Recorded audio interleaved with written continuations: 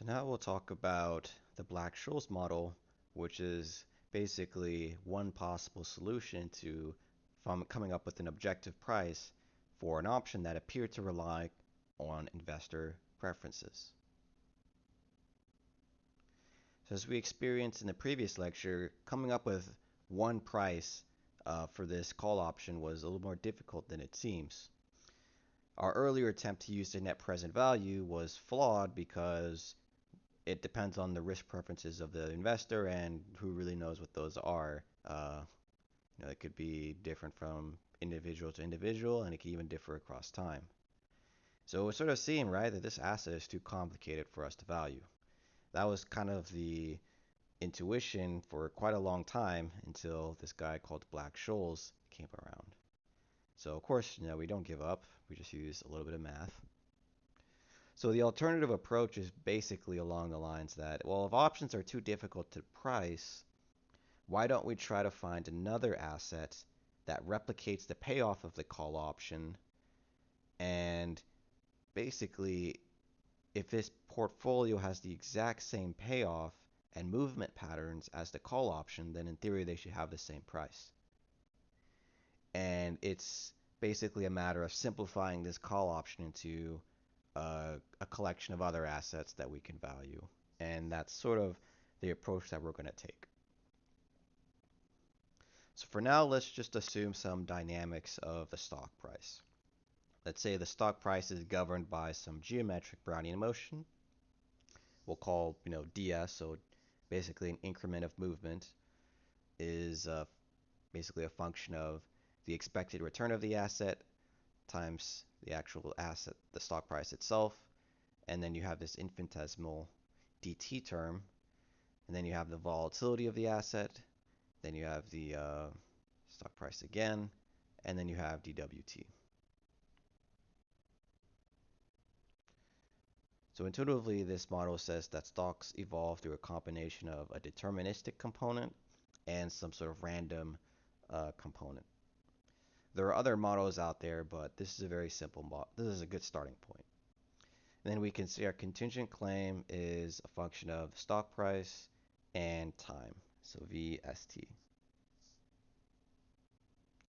So first we're going to use a bit of calculus and try to find an expression for the movement of this contingent claim. So if we apply Ito's lemma, right, so you do basically your second order Taylor expansion, you're going to get this equation right here. Now if you substitute our expression for ds into this equation right here, as well as for ds squared, and then do a little bit of regrouping, you're going to get an expression that looks like this. So now we're going to put that aside and we're going to imagine a portfolio consisting of delta units of the stock and BT units, basically risk-free bonds. Now, if we use a bit of calculus, right, the dynamics of this portfolio is delta T ds plus, the risk-free rate times, the amount that's in the risk-free money market. And then, this evolves according to time, where R is the risk-free rate, and, units, the units of the risk-free rate market, they grew at the risk-free rate. So self-explanatory.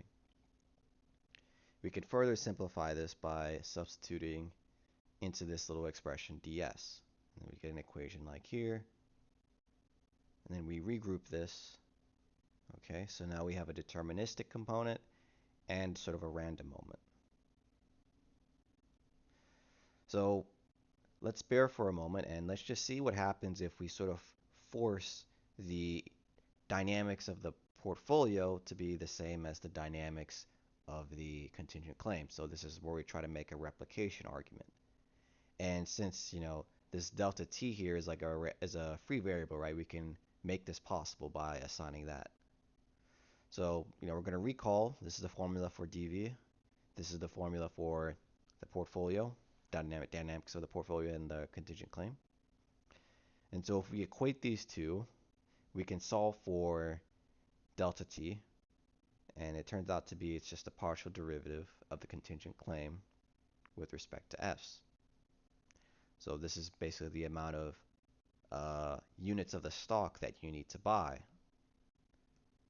Okay. So as we said, this is the expression, this is the relation that we have for delta t. And since the dynamics of the portfolio and the dynamics of the contingent claim are the same, we can also use this expression here. So where is this coming from?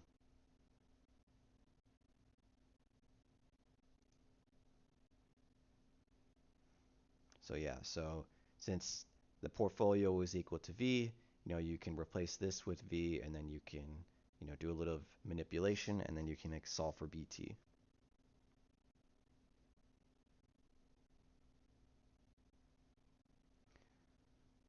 Okay, so back to our substitution. If we make that substitution, right, we substitute these relations into the dynamics of the portfolio, we get this term right here. So again, we have this deterministic part, and we have this stochastic part.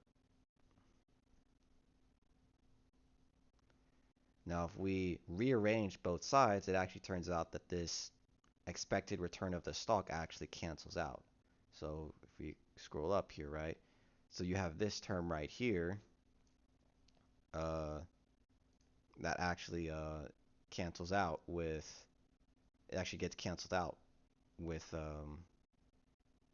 dv here, right? So it's going to get canceled out by this term. And basically you get this new partial differential equation that looks like this. And if you just move everything to the left-hand side, you get the known Black-Scholes equation. So the interesting thing right here is this PDE, right, does not have any risk preferences or expected return and U. So there's actually just one solution to this PDE. So in a way, we were able to come up with a unique price because we can hedge away the risk. So it's a combination of a no arbitrage argument and a replication argument. And of course, there's a closed form solution for this. It is given here. Um, you can solve this with separation of variables, but this is the closed form solution of Black-Scholes. And it turns out that this is actually a very useful result.